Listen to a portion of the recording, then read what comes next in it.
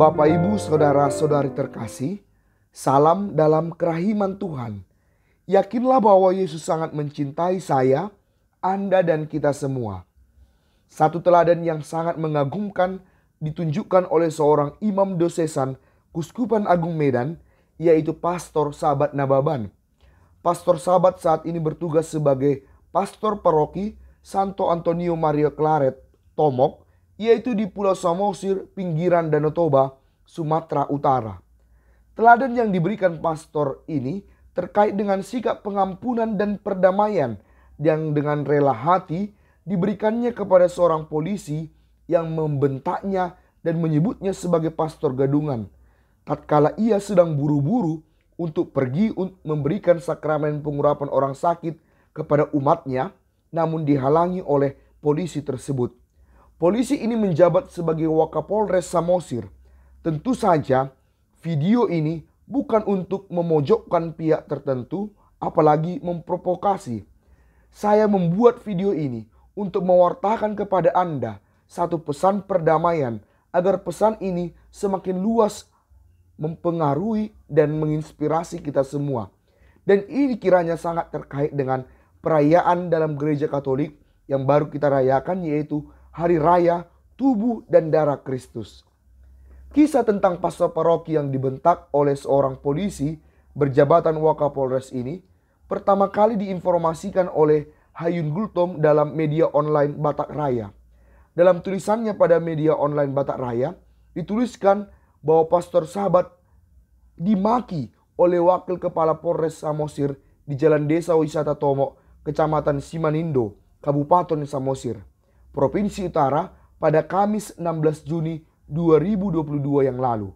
Warga setempat menjadi saksi mata, termasuk ibu-ibu pedagang souvenir. Kepada Batak Raya, Wakapolres memang mengaku salah bahwa dirinya menyebut pastor tersebut sebagai pastor gadungan. Setelah peristiwa itu terjadi, beberapa waktu kemudian memang polisi bersangkutan datang ke pastoran Tomok untuk meminta maaf kepada Pastor Sabat Nababan. Dan Pastor Sabat Nababan dengan rendah hati memberikan pengampunannya kepada pastor tersebut dengan juga memberikan pesan-pesan penting terkait kejadian itu. Pastor Sabat Nababan juga memberikan permenungannya kepada media jejak cyber terkait apa yang direnungkannya tatkala memberikan pengampunan kepada orang yang telah menghinanya dan menyebutnya sebagai pastor gadungan.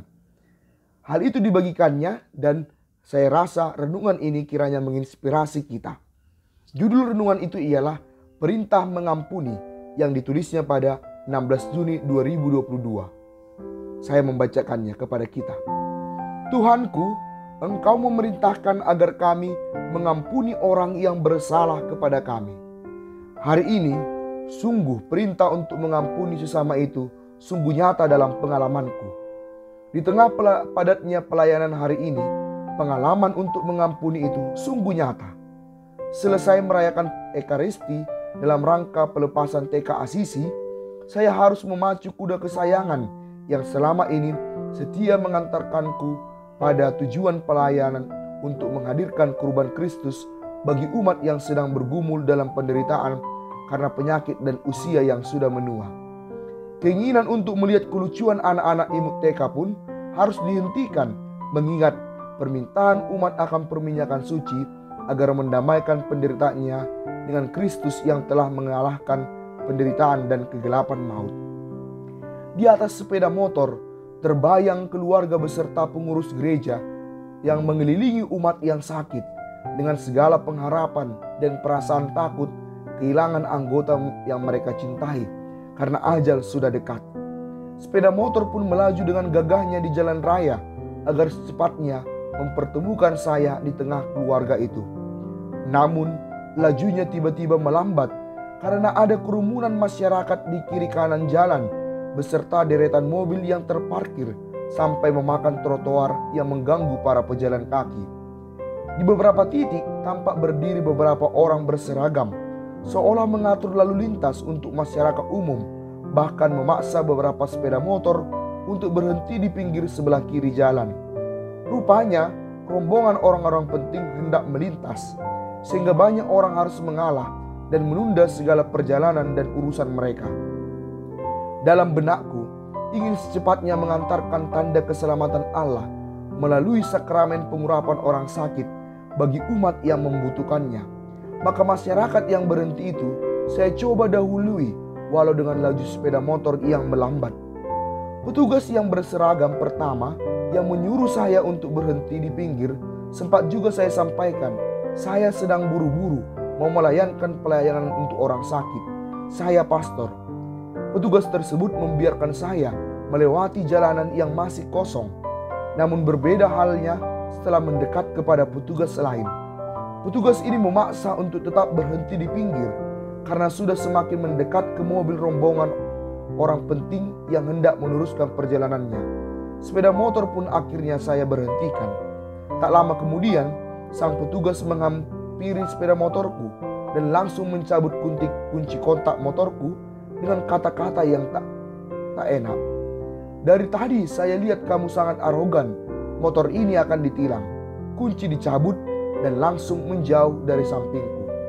Spontan saya mengejarnya. Tas berisi peralatan misa saya letakkan di atas sepeda motor dan membuka helm serta memegangnya mengejar petugas yang mencabut kunci motorku. Saya bertanya, "Pak, mengapa harus begitu? Saya pastor, sedang buru-buru mau melayani umat yang sedang sakit." Namun tidak ditanggapi dengan baik. Malah dengan segala kata-kata yang tidak mengenakkan keluar dari ucapannya. Kata yang sungguh tidak bisa lagi saya terima dengan sabar ketika dia katakan, "Pastor gadungan rupanya kau."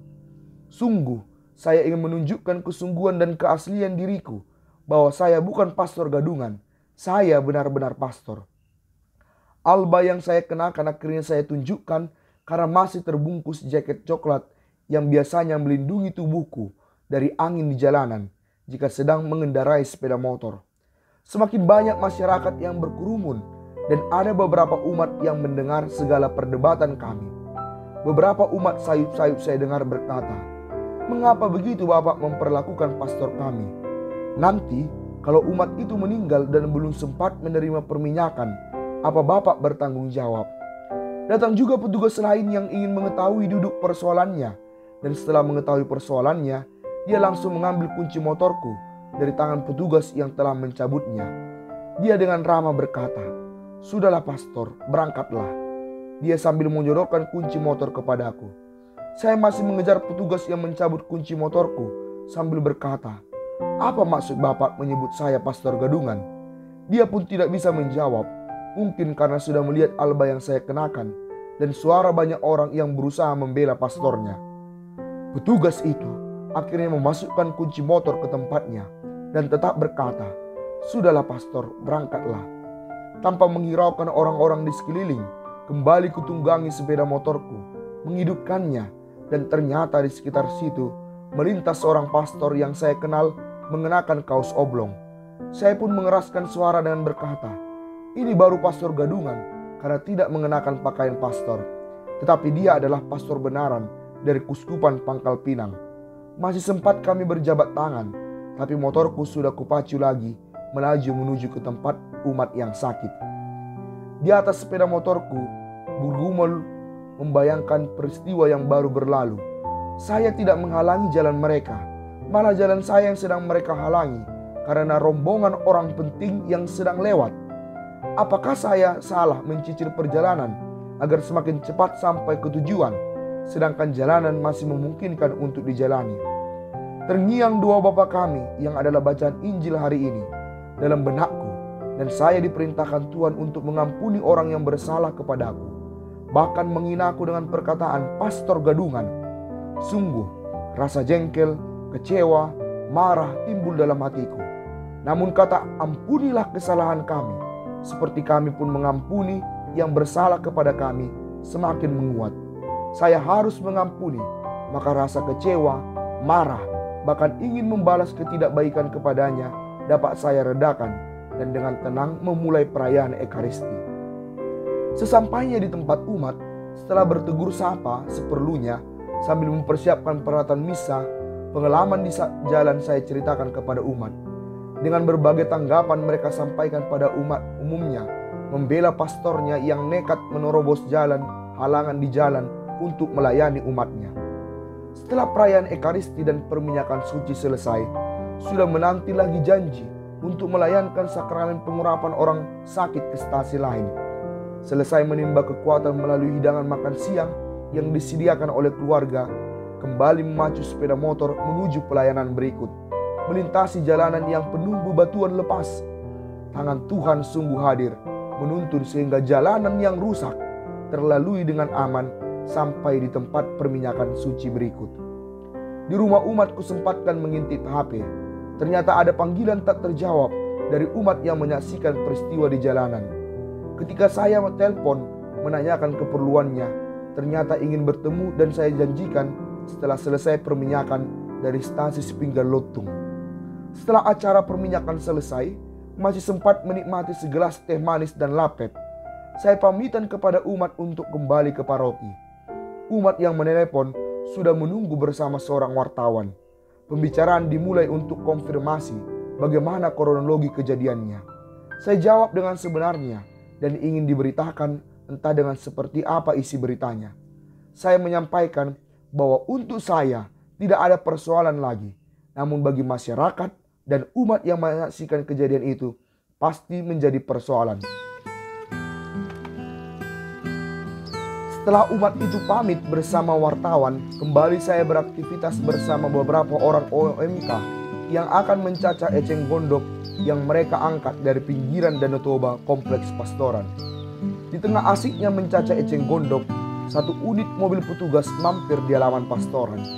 Saya tidak terlalu memperdulikan siapa yang datang.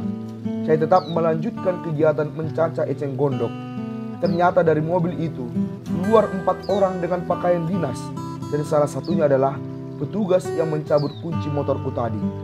Petugas Marga Purba berkata, "Pastor, Bapak ini ingin bicara pribadi mengenai kejadian tadi." Saya pun tidak terlalu antusias menjawabnya. Saya malah menawarkan minum kopi dulu. Kopi pun saya siapkan untuk dinikmati bersama. Saya tuangkan ke cangkir dan menyodorkan kepada mereka untuk dinikmati. Pembicaraan mengalir dan cair, namun Bapak yang ingin bicara pribadi itu masih kaku dan banyak diam. Masih mencoba mencairkan situasi dan menenangkan diri. 2 orang wartawan datang lagi. Katanya disuruh umat untuk menjumpai saya. Kepada mereka juga saya tawarkan minum kopi dulu. Mereka duduk di teras pastoran sambil menikmati kopi roastingan sendiri. Dan mereka mengungkapkan aneka kenikmatan yang dirasakan setelah menyeruput kopi. Bapak yang mencabut kunci motorku makin tidak tenang. Melalui Marga Purba tetap meminta waktu untuk bicara pribadi. Akhirnya kami menjauh dari teras pastoran dan mengambil tempat sepi di kantor paroki untuk berbicara. Pak Purba memulai pembicaraan bahwa maksud kedatangan mereka adalah ingin menyampaikan permohonan maaf atas peristiwa yang terjadi di jalanan. Bapak itu berkata, "Bapak Pastor, saya minta maaf atas kejadian tadi. Saya menyesal dan sudi kiranya Bapak Pastor memaafkan saya. Saya bukan saja bersalah, tapi sungguh berdosa karena telah berkata tidak baik kepada wakil Tuhan." Saya menjawab, "Bagi saya tidak ada persoalan, tetapi bagi masyarakat yang menyaksikan peristiwa itu telah menjadi persoalan. Apalagi Bapak berkata saya pastor gadungan." Dengan panjang lebar, saya sampaikan beberapa hal atas kejadian tersebut. Bapak dan saya sama-sama pelayan masyarakat. Tapi ketika saya dengan pelayanan darurat untuk orang yang sekarat, Bapak bertindak demikian dengan berkata saya arogan. Tolong Bapak tunjukkan atas dasar apa Bapak berani mengatakan saya arogan. Bapak juga mengatakan, "Apakah kau tidak kenal bahwa saya Wakapolsek?" Maka saya jawab, "Apakah Bapak menganggarkan jabatan kepada saya?" Kemudian Bapak itu berkata, "Sudahlah Bapak Pastor, saya sudah berdosa. Mohonlah saya dimaafkan. Peristiwa ini akan menjadi pelajaran berharga untuk saya dan akan menjadi kenangan untuk hidup saya." Dalam kebesaran jiwa dan hati yang teduh, saya katakan saya memaafkan Bapak. Tetapi masyarakat yang menyaksikan peristiwa itu akan menilai sendiri. Bagi saya, Tidak ada persoalan atas peristiwa itu, tetapi masyarakat akan mempersoalkannya. Dengan mengibah, Bapak itu minta agar saya juga meredam reaksi masyarakat, dan mungkin dia sudah takut bahwa reputasi dan jabatannya terancam. Tidak berpanjang perbincangan lagi, Bapak itu menyodorkan tangan agar berjabat tangan tanda perdamaian. Disaksikan Bapak berubah. Kami akhirnya berfoto seolah sangat akrab dan keluar dari kantor paroki menuju pendopo pastoran. Melanjutnya menyeruput kopi yang masih tersisa. Di pendopo pembicaraan menjadi sangat hangat dan si wartawan pulang tanpa perlu lagi wawancara. Tuhanku, hari ini Engkau sungguh hadir menguji hamba-Mu ini untuk menunjukkan kasih-Mu dengan mengampuni orang yang bersalah. Hanya karena keluasan kasih-Mu, saya sanggup menerima peristiwa yang melecehkan imamat yang Engkau anugerahkan kepadaku.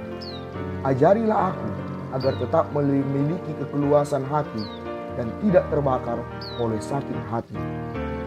Bapak, Ibu, saudara-saudari terkasih, kisah ini kiranya menjadi satu pelajaran yang sangat berharga bagi kita umat Katolik khususnya pada hari raya tubuh dan darah Kristus yang baru kita rayakan. Sebagai seorang pastor, tentu saja pastor itu dapat menuntut pihak bersangkutan, apalagi saat itu pastor sedang dalam tugas rohani yang mendesak, yaitu melayani sakramen pengurapan orang sakit. Sebagai tokoh masyarakat, pastor sahabat pasti memiliki banyak umat yang akan mendukung dan membelanya, yang pada kenyataannya memang berjuang membela dan melindungi pastornya. Mereka tentu sulit menerima pastornya dibentak di depan umum, sebagaimana dikisahkan dalam media online itu. Apalagi umat Katolik di Samosir termasuk cukup banyak, boleh dikatakan tergolong mayoritas. Tapi menarik bahwa pastor sahabat memilih untuk mengampuni. Di satu sisi, ini bukan sesuatu yang istimewa bagi kita Katolik, karena memang sudah seharusnya lah demikian sikap seorang Kristen, apalagi seorang pastor tatkala ada yang bersalah kepada kita. Dan ini menjadi pesan berharga bagi kita dalam kaitan dengan hari raya tubuh dan darah Kristus.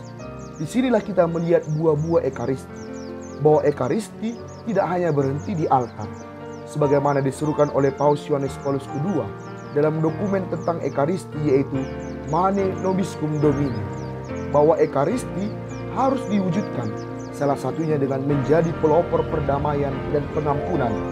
Ekaristi adalah tentang kurban pengampunan Yesus Kristus. Maka siapapun yang menyambut Ekaristi, apalagi yang memimpin perayaan Ekaristi, sudah seharusnya menjadi insan pengampun. Dan ini telah ditunjukkan oleh Pastor Sahabat Nababan. Terima kasih kepada Pastor Sahabat Saulus Nababan yang telah memberikan teladan khotbah yang hidup bagi kita untuk mengerti apa sebenarnya Ekaristi, yaitu bahwa kita yang menyambut Ekaristi harus menjadi insan pendamai dan pengampun. Sebaliknya, bila kita tetap membenci dan mendendam, itu berarti Ekaristi yang kita sambut itu tidak sungguh berbuah dalam diri kita. Yesus, Engkau andalanku, Aceh, Bebe.